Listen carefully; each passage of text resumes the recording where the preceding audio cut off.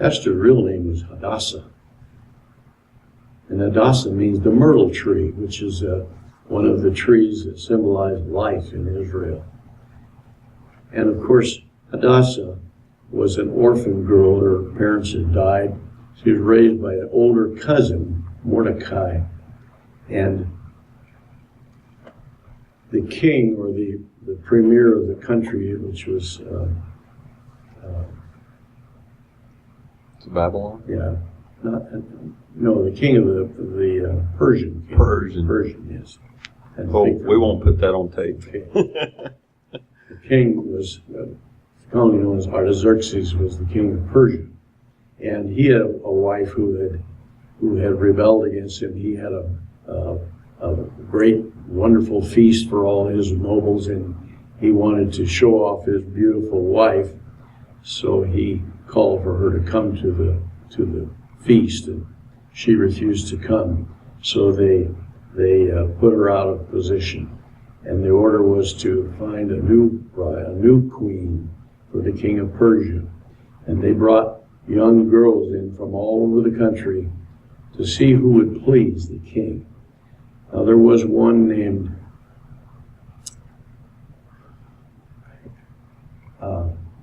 I'm sorry, I can't think of the name. The king's personal attendant, who knew the heart of it. Not Haman. Haman was the enemy. Okay. Something like that. But anyway, he was the king's personal attendant. He knew the king. He knew the king's heart. And it was his job to oversee all these young maidens that were brought in. They were all offered opportunity to choose any kind of adornments they wanted. They were given special treatment of perfumes and special baths and everything to make them as wonderful and presentable to the king as possible. And the rule was that whoever pleased the king would be the new queen. When Esther was brought in, by the way, her name was Hadassah. It was changed to Esther because Hadassah is a Hebrew name, and Mordecai did not want the Persian king to know that she was Hebrew. So he gave her the name Esther, which was a very much more Middle Eastern name that would not be associated with Hebrew. Mordecai knew that there was a plot to kill the Hebrews, and he did not want Esther put into danger, so he changed her name from Hadassah to Esther. But when she was brought to the king, the personal attendant immediately knew this is the one that will please the king. The only way he could possibly know that is to know fully the heart of the king. Esther's a picture of the Lord himself. This attendant, this personal attendant to the king, who knew the heart of the king, knew what the king wanted, is like a picture of the Spirit of God who recognized that the Lord himself is that which will please the Father. And so he immediately put Esther into the most prominent position where she would be first in line to receive this. And she became the queen of Persia. Now, in some ways, she might even symbolize the Lord's people, because the Lord knew that it would please the Lord to bring his people into him. But it was her, the thing that makes Esther such a picture of the Lord himself, is when the Persian had a rule of their law that no one could ever come into the presence of the king uninvited, or there would be an immediate condemnation and death would result. To enter the presence of the king uninvited was an immediate death sentence.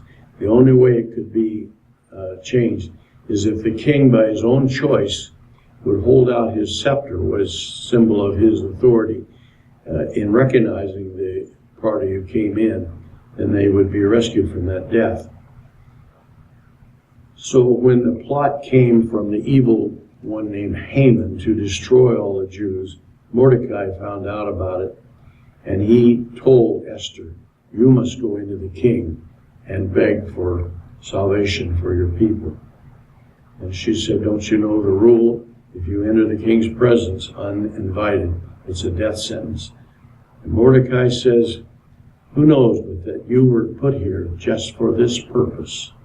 And if you don't do it, someone else will. But don't think that you'll escape death. You and your family will die.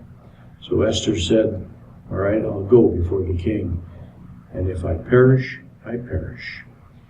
And in that sense, she's a picture of the Lord Jesus, because he said, I will go before the law to plead for the cause of my people. And if I perish, I perish. Well, he did perish, but he was willing to that, as Esther was.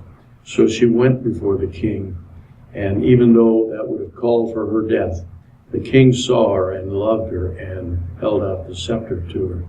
So Esther was able to convey to the king the request that her people be spared. Now, the law was that when a law was issued, it could never be reversed. Well, the law had already been issued that on a certain day, the Jewish people were to be killed, all of them. Haman was the evil one who instigated that, and he had been given the second command of the king. The king had promoted him to such a high position that he had the authority to carry out that law. So Esther asked the king to reverse the law, but he said it cannot be reversed. But a new law was written, proposed by Mordecai, that on the day that was chosen that they should be killed, the new law was that they would be allowed to defend themselves, and Mordecai furnished them with weapons, no doubt, of the finest quality that could be available. And not only were they armed now, but they were such a powerful force that many of those who wanted to kill him changed sides and came and joined him. And the end result was that the enemies were destroyed, and Haman, the instigator of that, was hanged on the very gallows that he had tried to hang Mordecai on. And Mordecai took over the position as the second in command of Persia and ruled over them.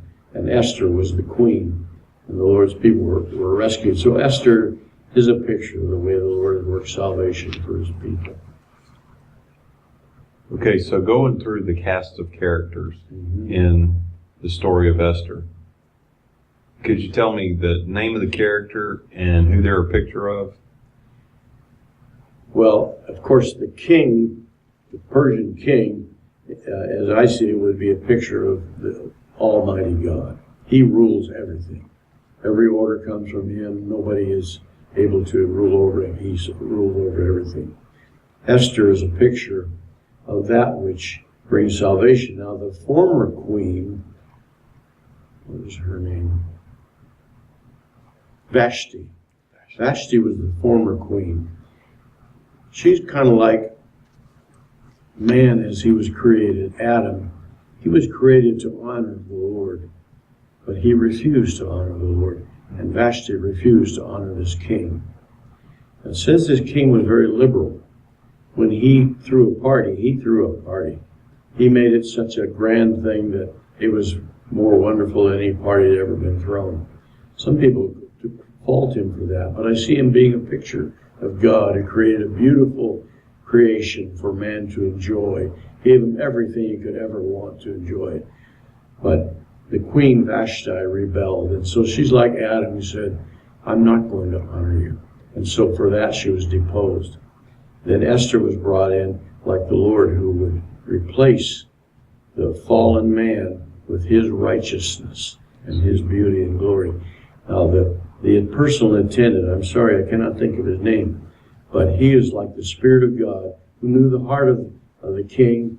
He knew that Esther would be the one that would please him. And he is the one that made everything happen to make sure that Esther was the chosen one. You have Haman, who was the evil enemy who wanted to destroy the Lord's people.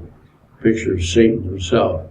And even though it was his design not only to destroy the Lord's people, but become the king himself, ultimately was hanged on the very gallows that he had built to hang Mordecai on. So just as Satan wanted to destroy God and become the king himself, the very means by which he tried to do that became his own death warrant. Perhaps all the Lord's people, the Jews, represent all the Lord's people for all time. They're brought into salvation because of the work of Esther and of that attendant to the king, the Spirit of God, and the willingness of the king to comply with what Mordecai and Esther and that attendant all brought before the king. So we have salvation pictured there. Esther is the only book in the Bible in which God is not mentioned, not once. Nobody mentions God. But they did mention prayer and fasting. And so by implication, it's just a parable to picture who God is and all that he's done.